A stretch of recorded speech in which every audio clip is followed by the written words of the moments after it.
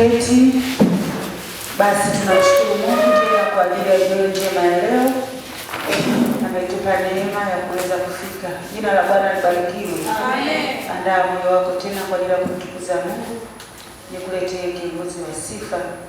Karibu.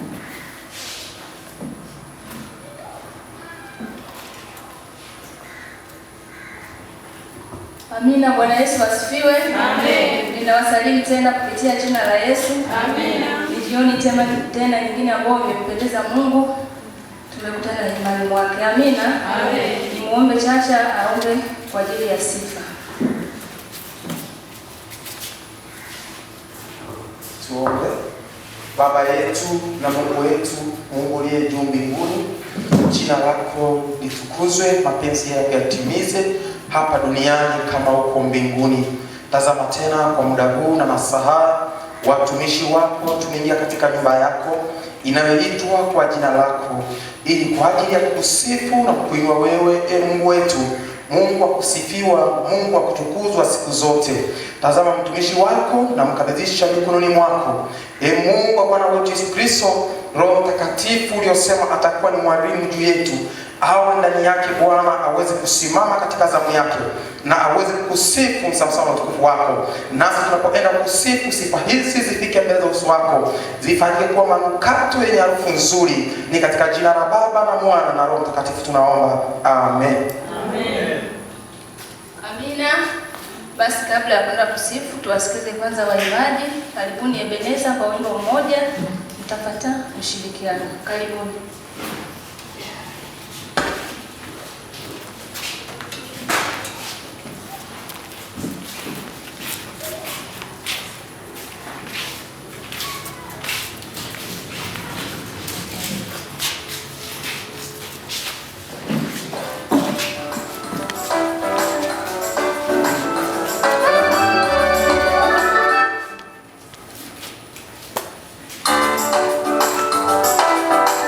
Amen.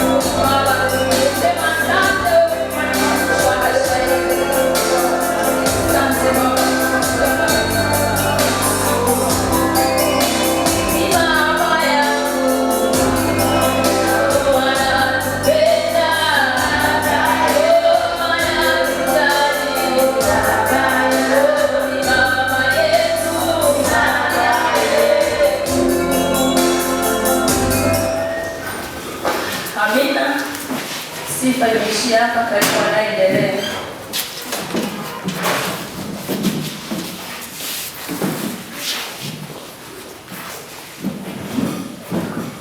Amina, haleluya. Amen. Ni wakati tena wa kwenda kutolea Mungu.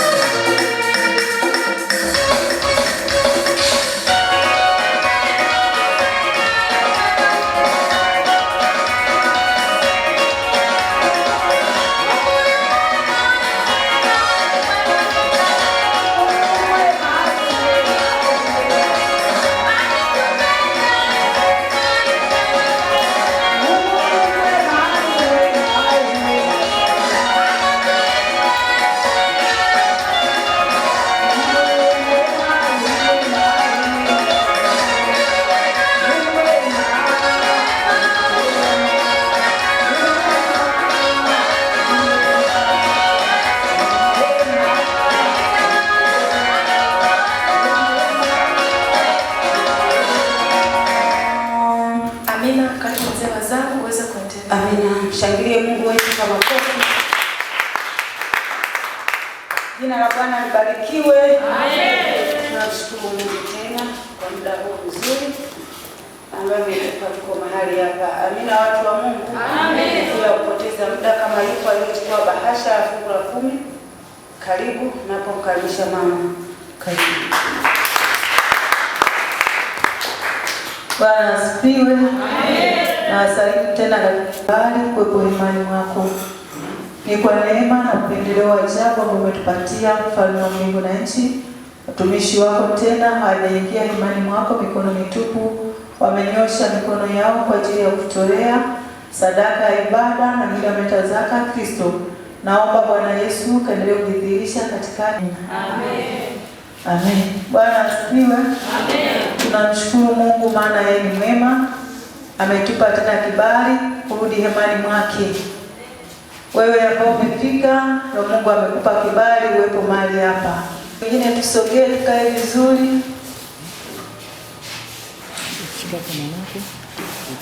Wakati huu ni muda mzuri wa kwenda kumalizia semina yetu. Nitamkaribisha mwenyekiti wetu aendelee.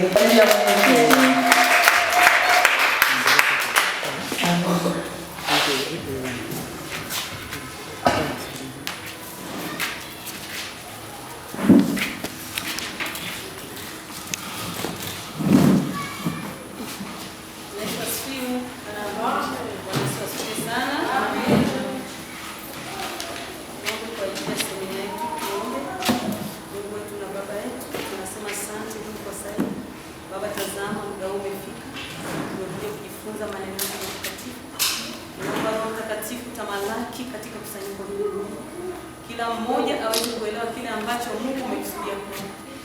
Katika Efeso 4:27 neno linasema, wala usimpe ibilisi nafasi. Na ibilisi atupe nafasi tunapoenda kujifunza masomo. Bali uwezo wako Roho Mtakatifu kama laki, tuweze kushika yote yale Mungu amekusudia kwetu.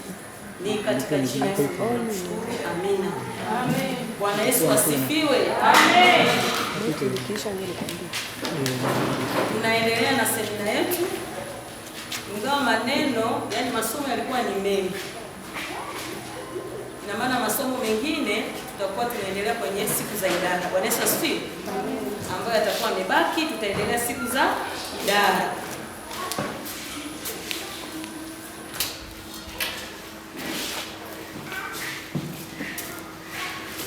Somo letu kama unaandika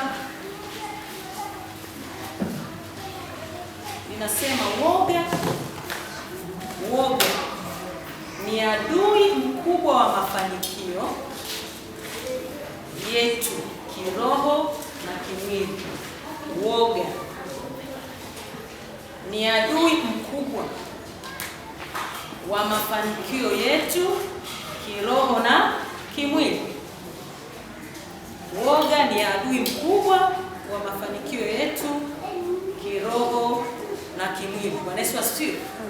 Kabla bado sijasema maana ya woga, nadhani kila mmoja katika maisha yetu ashawahi kupata hii hali ya woga. Bwana Yesu asifiwe.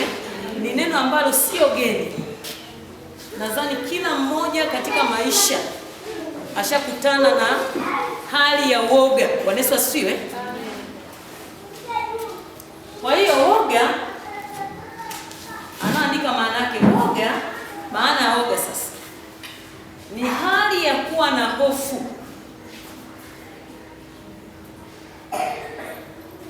wasiwasi na kukata tamaa.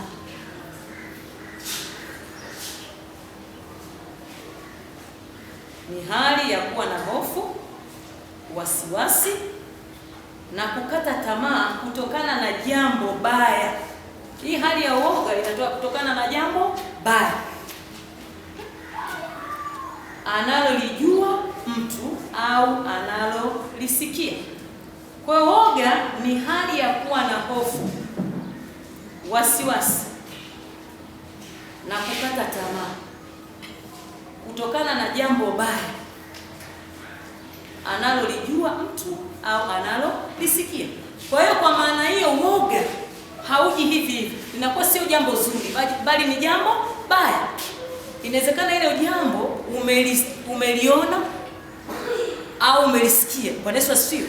Kwa hiyo woga sio jambo zuri. Ina maana kuna jambo ambalo umelisikia au umeliona ambalo ni baya, ambalo baadaye linakupa hofu au linakupa wasiwasi. Bwana Yesu asifiwe. Kwa hiyo ndio maana nini ya woga.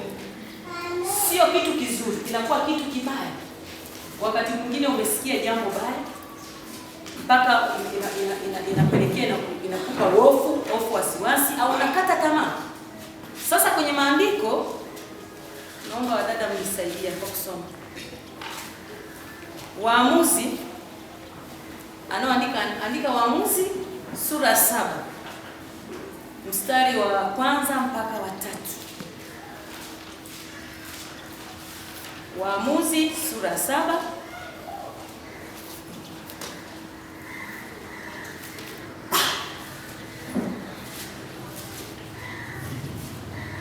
Waamuzi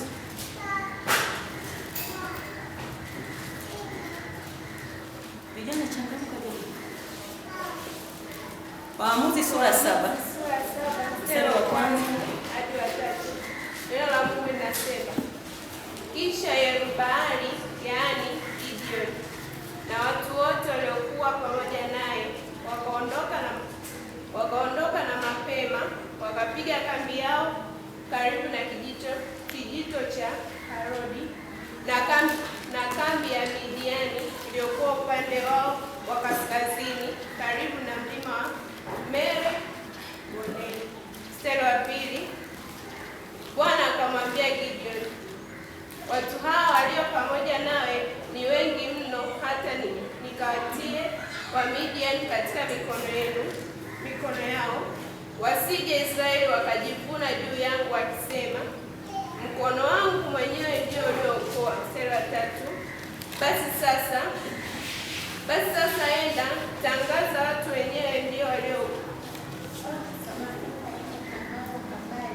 Basi sasa enda, tangaza habari masikioni mwa watu hawa na kusema, mtu awaye yote anayeogopa na kutetemeka na arudi aondoke katika mlima Gileadi. Ndipo watu 22,000 wakarudi katika watu hao, wakabaki watu 10,000. Amina. Ukisoma ukiendelea, hizi habari zimeenda, lakini hapa tumesoma kwa ufupi.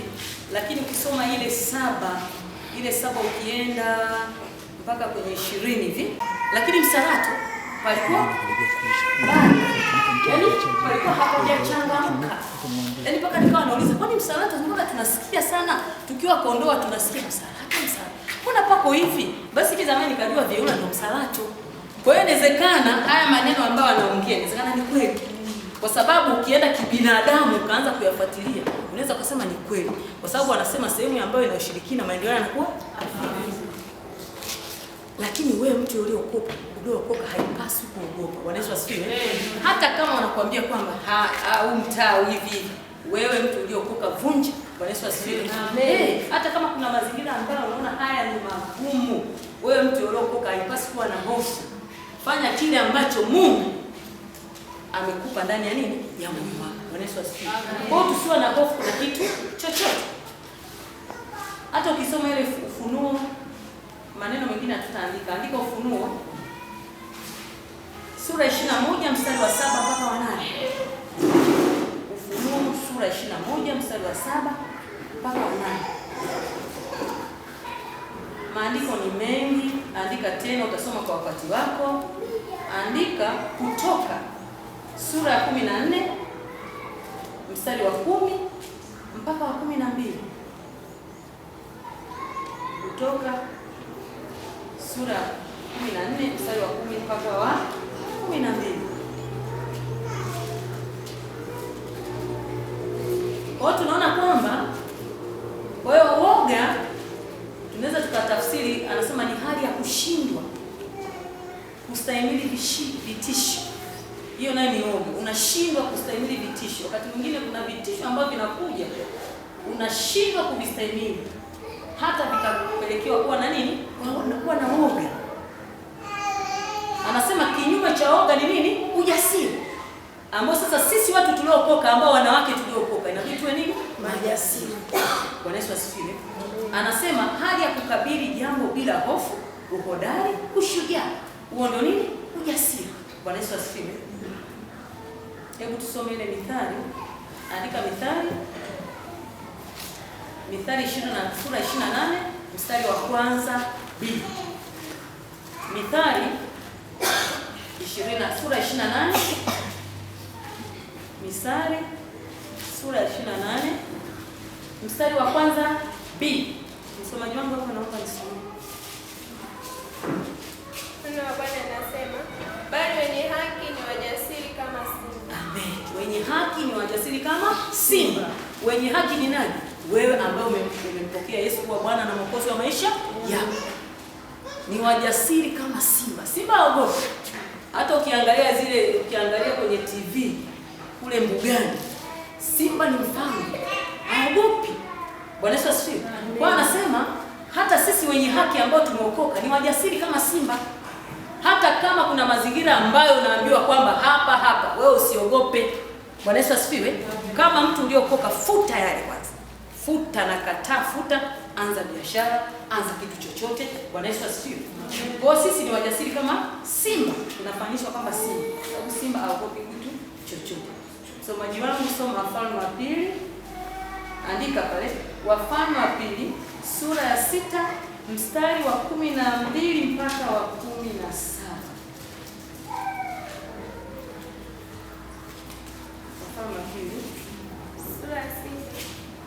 sura ya 6 mstari wa 12 mpaka wa 17. Neno la Bwana linasema, mmojawapo wa watumishi wake akasema, la bwana wangu mfalme. Lakini Elisha yule nabii aliye katika Israeli umwambia mfalme wa Israeli maneno uliyanenayo katika chumba chako cha kulala.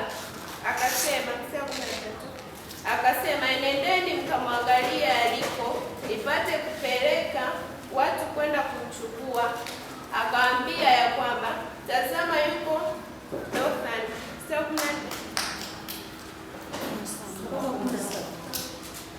Kwa hiyo akapeleka huko farasi na magari na jeshi kubwa. Akafika usiku, wakauzingira mji ule pande zote. 15. Hata asubuhi na mapema mtumishi wake yule mtu wa Mungu aliondoka na kwenda nje. Kumbe pana jeshi la watu na farasi na magari wameuzingira mji ule. Mtumishi wake akamwambia, ole wetu bwana wangu, tufanyeje? 16. Akajibu, usiogope, maana walio pamoja nasi ni wengi kuliko walio pamoja nao. 17. Elisha akaomba akasema, Bwana, nakusihi fungue macho yake apate kuona.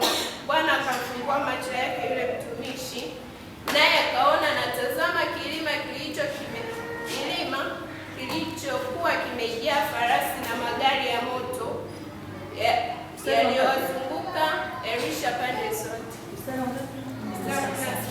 17. Bwana Yesu asifiwe. Kwa hiyo tunaona hapa anaelezea hofu ya mtumishi Elisha. Tunaona kwamba Elisha anapoamka asubuhi anaona mji umezingirwa na jeshi kubwa. Kwa hiyo tunaona kwamba akapiga yoyo akasema, haya bwana wangu tufanyaje? Yaani alihofu tayari. Alipoona ule mji umezingirwa na nini? Na jeshi kubwa. Wakati mwingine unaweza ukazingirwa na mambo mbalimbali. Bwana Yesu asifiwe. Amen. Wakati mwingine unaweza ukazingirwa na magonjwa. Kukataliwa. Ambayo inakufanyia uwe na nini? Na hofu. Bwana Yesu asifiwe. Amen. Kwa hiyo tunaona kwamba hata kama unapitia kwenye nyakati hizo, wakati mwingine haya maisha ya wokovu tunapitia mambo mengi sana. Wakati mwingine magonjwa. Lakini tunaambiwa kwamba hatupasi kuwa na nini? Na hofu. Wakati mwingine vita, hata kwenye ndoa. Bwana Yesu asifiwe. Tunatakiwa tusiwe na nini? Na hofu. Vita kwa ndugu. Vita sehemu mbalimbali, hata kwenye makazi. Bwana Yesu asifiwe. Tunatakiwa tusiwe na nini? Na hofu. Kwa hiyo hapa Elisha alipoona kwamba amezingirwa, akaingia kufa, akasema Bwana tufanyaje? Yaani ana shida, tufanyaje? Wakati mwingine hata katika maisha yetu tunajiuliza nifanyaje? Hiyo hali inakukuta, inawezekana unakumbwa na mambo mengi. Unaanza kujiuliza peke yako, nifanyaje? Lakini Mungu anasema tusiwe na hofu, bali tuwe nini? Wajasiri. Wakati mwingine kwa akili za binadamu kuna mambo mengine ni magumu, lakini inabidi tufanyaje?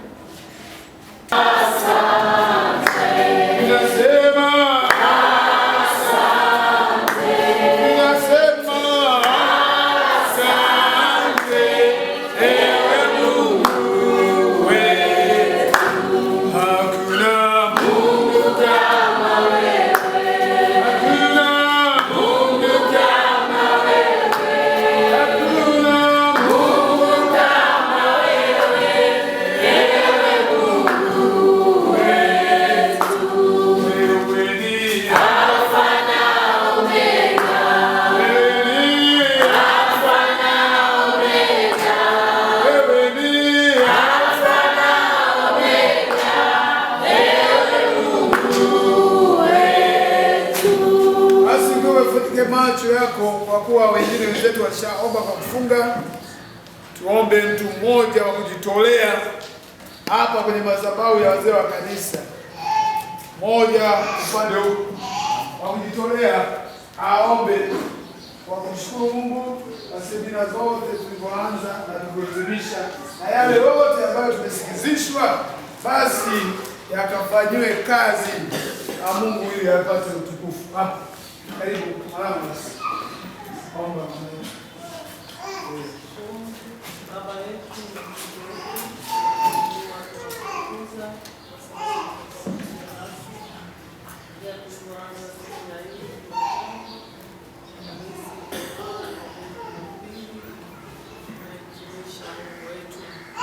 kuwa pamoja nasi, umesema nasi, umesema na wababa na wamama, umefundisha, umetukaribia, umekemea Mungu, umetuonya Yesu.